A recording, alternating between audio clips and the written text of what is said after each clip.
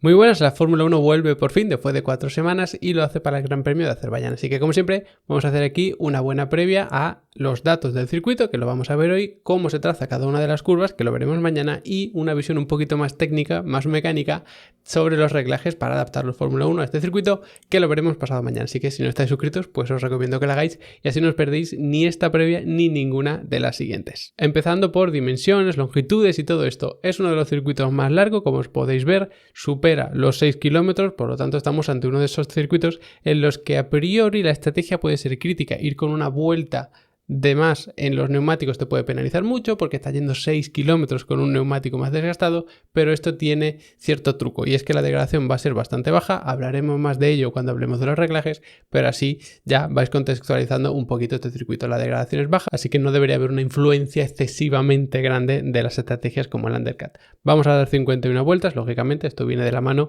con la longitud del circuito y tenemos una distancia entre la meta y la primera frenada de menos de 100 metros o en torno a 100 metros. Pensad que esta primera frenada se hace bastante lejos del vértice de la curva porque es una frenada muy fuerte en vuelta lanzada, no en la salida, pero aún así consideramos que es uno de estos circuitos en los que la salida no es muy crítica. Si sales mal puedes perder alguna posición, lógicamente, pero no es como por ejemplo en Barcelona, que tienes muchísimos metros hasta la primera curva y si sales mal te pueden pasar 3-4 coches. En cuanto a las curvas, tenemos en total 20, que son bastantes, pero claro, tenemos un circuito muy largo. Entonces la densidad de curvas, este ratio de curvas por kilómetro que solemos hacer aquí siempre para contextualizarlo bien, pues se nos queda clavado en la media con 3,33. Es decir, por cada kilómetro de circuito tenemos un poco más de 3 curvas si hacemos la media. Entonces es un circuito normalito en ese sentido. No consideramos ni que tiene muchas curvas para lo largo que es, ni que tiene muy pocas.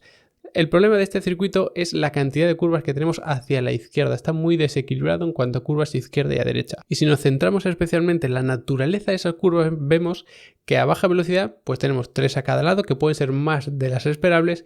Luego de velocidad media es donde viene el problema y es que tenemos muchas más a izquierda que a derecha. Eso va a degradar especialmente el lado derecho y, como entenderéis mejor mañana, especialmente el tren trasero, porque hay muchas curvas de tracción, de salir a baja velocidad, donde necesitamos mucho empuje y estos coches son tracción trasera. Por lo tanto son los neumáticos traseros los que más sufren. Y luego en cuanto a curvas de alta velocidad, pues realmente tenemos muy pocas. Si consideramos que son curvas de alta velocidad las que requieren un mínimo de esfuerzo para el piloto, para mantener trazadas y demás, y también para la mecánica del coche, porque por ejemplo la curva 20 se hace completamente a fondo y eso no lo consideramos, en este gráfico al menos, ni siquiera una curva rápida, lo consideramos recta y ya está. Hay 20 curvas y para la mitad hay que tocar el freno. En total son 10 frenadas, de las cuales 3 son muy fuertes.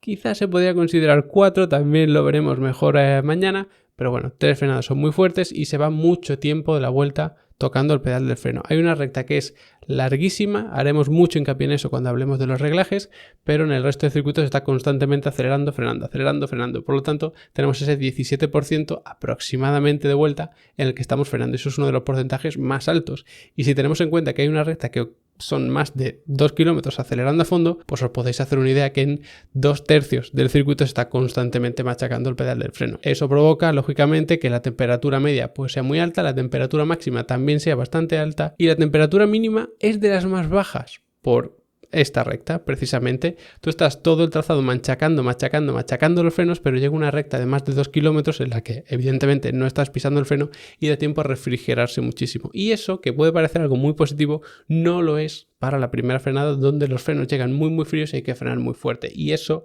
no es la condición óptima de las pinzas y los discos de freno. En cuanto al autopedal, el del acelerador, pues vamos en torno a un 74% de la vuelta acelerando a fondo, que como veis está más o menos en la media. Entonces es llamativo porque vamos mucho tiempo tocando el freno y muy poco tiempo acelerando a fondo. Esto es porque para salir de las curvas hay que hacerlo con muchísimo cuidado. Entonces vas dando gas poco a poco en rangos intermedios del acelerador, es decir, por debajo del 100, aunque sea por encima del 0.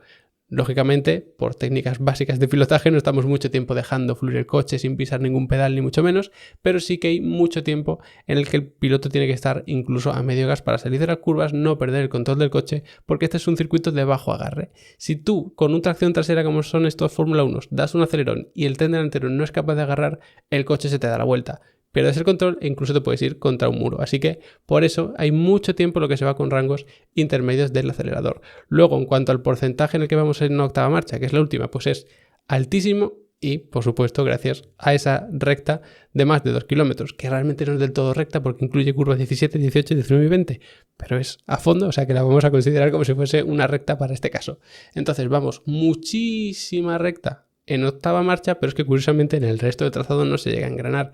Pero claro, como vas tantísimo tiempo en esa recta, pues va aumentando el porcentaje y se convierte en uno de los circuitos en los que más tiempo se va en octava marcha, es decir, en el mayor rango de velocidad de un Fórmula 1, es decir, la velocidad punta va a ser muy importante. Y en cuanto al giro de volante, pues sí que hay alguna zona en la que hay que girar bastante y demás, pero sin duda el dato más llamativo es el porcentaje de vuelta que estamos con el volante recto o prácticamente recto. Y es que es altísimo y por supuesto tiene culpa esa recta tan larga, pero también tiene culpa el primer sector y el segundo, porque son curvas de pegar un volantazo y enderezar lo antes posible. Por lo tanto, entre curva y curva, que son curvas pues muy esquinadas, que son de 90 grados, ahí se va con el volante totalmente recto. No tenemos cambios de trazada, no tenemos curvas que se abran para luego cerrarse y ese tipo de cosas que hacen que, por supuesto, pues tengamos que ir menos porcentaje de vuelta con el volante recto. Si tú tienes que estar abriéndote, girando hacia un lado para abrirte una curva, luego frenar y luego girar al otro, pues vas a estar menos tiempo que si tienes que enfrentarte a la curva recto totalmente, la coges, enderezas y vuelves a ir todo el rato recto. Como es un circuito en el que hay muchos tramos así, entre curva y curva recta totalmente, pues es uno de los circuitos en el que más tiempo, más porcentaje de vuelta, vamos con el volante totalmente recto. Si queréis seguir aprendiendo más, tanto de Fórmula 1 como de circuitos, como de pilotaje, como de datos, de reglajes, de lo que queráis, sabéis que tenéis Level Up Academy y tarifa plana de cursos. Por 15 euros al mes podéis ver todo el contenido que queráis. Ya tenéis allí todos los cursos publicados. Aparte, cada día vamos dando una nueva clase en directo que me podéis hacer preguntas o me las hacéis desde el soporte de vuestra cuenta, que para eso está, también hay descarga, hay soporte para reglajes, hay certificados, o sea que todo lo que queráis para aprender de automovilismo lo tenéis por allí. Y hasta aquí el vídeo de hoy, espero que os haya ayudado a entender este circuito de Bakú y nos vemos mañana hablando del pilotaje.